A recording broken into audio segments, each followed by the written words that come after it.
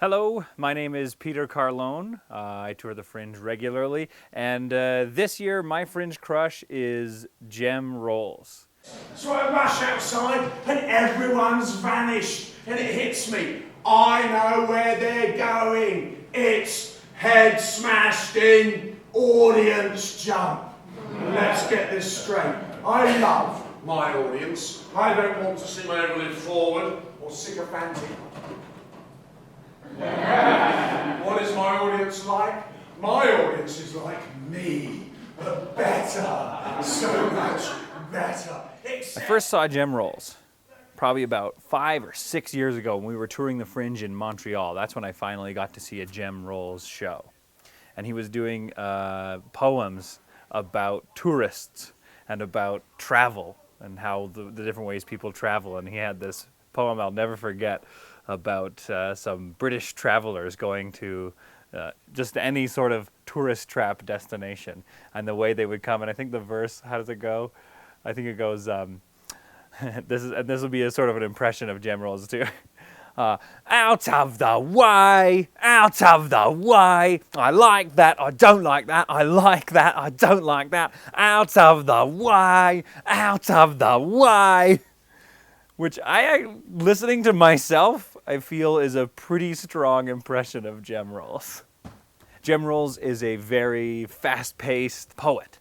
So when you sit down, you think, okay, yeah, I mean, it's going to be a one-person show. He's going to tell me some stories. He's going to recite some poetry. I think I know what I'm in for. But then all of a sudden you're going to be surprised by the sheer energy that comes out of him when he's on stage and how he just sort of, attacks his material and really brings it to life. I got the chance to see his newest show that he's been working on for a while, that he's finally premiered and he's touring it around.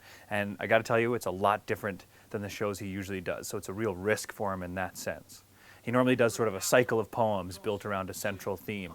But this year is a history story. I wouldn't say it's a history lesson because it's just so much more entertaining than a lesson would be. But you're definitely going to learn a lot about this inventor called Leo Szilard, which I think I said right.